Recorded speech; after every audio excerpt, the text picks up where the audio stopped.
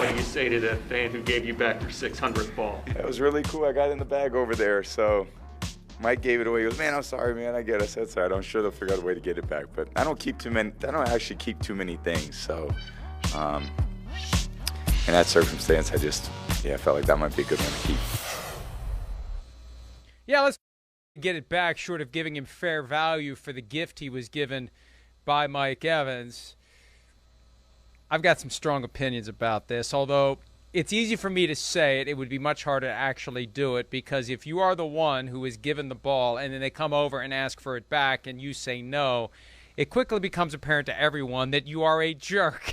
And so you really have to hold firm if you want to walk out of there with that football. But, hey, let's spell it out. Here it is. Mike Evans catches the touchdown pass. That's number 600 for Tom Brady's career. Nobody bothered to tell Mike Evans that it was number 600. Please bring it back and give it to the equipment manager. Mike Evans says, here, I got a gift for you. Here's a ball that's worth about $500,000. Have fun with it. Uh-oh. Oh, really? Oh, wow. And then they get it back from him, and they promise all sorts of stuff. But now the guy wants a round of golf with Tom Brady. As Josh Alpert points out, maybe you should ask for a book on how to properly negotiate after you have given up the thing that gives you the leverage. That would have been helpful for him to have.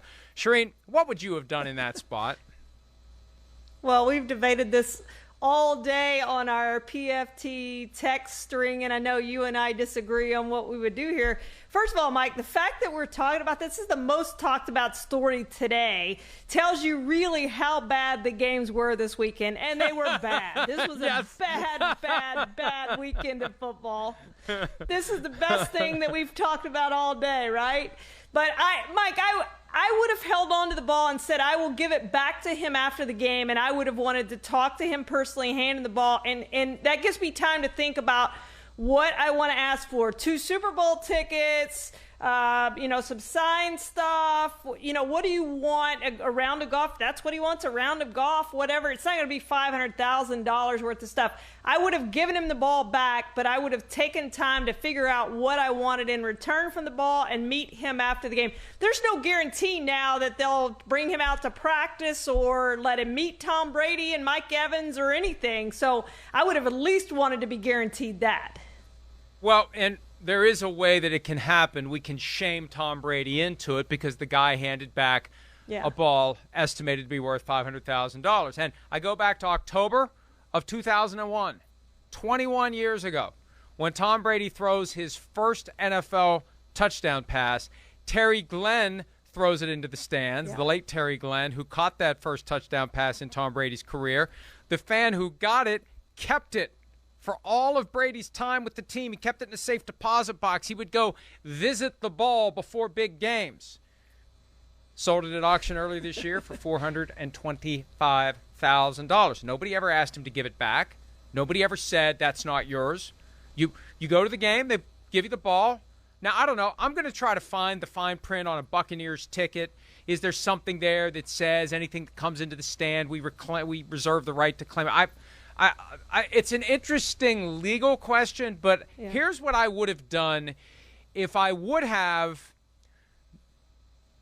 and I'd like to think, since I follow this, if I was front row in an end zone at that game yesterday, there's a chance that football is coming my way, slim as it may be. What do I do if I get this ball?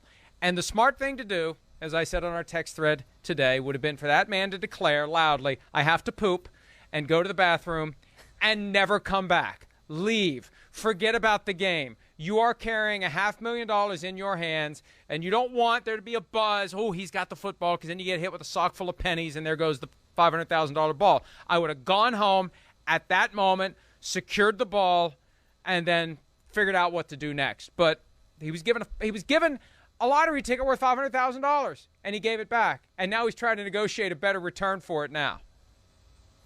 Wait, do you have a sock full of pennies at home that you No, but I'm always afraid. I'm always afraid of getting hit by a sock full of pennies.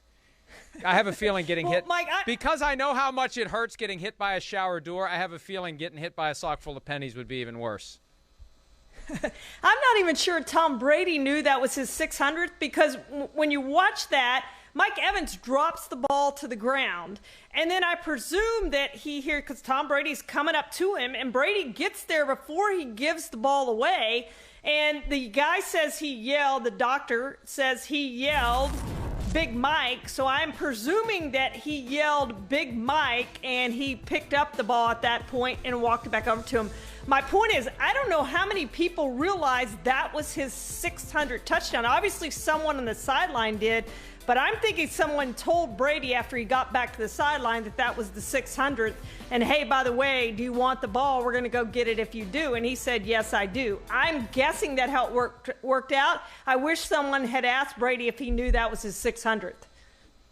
I can't tell whether or not the doctor in the front row was wearing a Mike Evans jersey. Why do you pick out a grown man if you're going to give somebody a football? Okay, because it's something you give to a kid. And it looks like he was sandwiched around some Bears fans too, so maybe Evans felt bad for him. I don't know. But hey, bottom line is, and it's easy for me to say it, if this was my client, this is how I would advise him or her.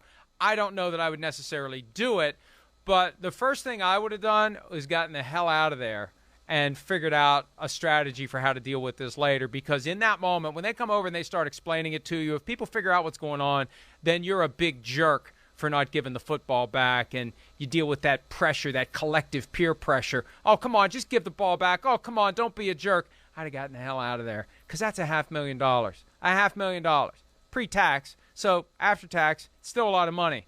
I would have gotten out of there and figured out my next move, because Tom Brady can afford it. Tom Brady can definitely afford it. If he wants that memento, he can pay for it, just like he would have had to pay for his first Super Bowl, or sorry, not Super Bowl, but his first touchdown ball. For all we know, he did. For all we know, he's the one who paid the $425,000. All right. Hi, I'm Mike Tirico, and thanks for watching.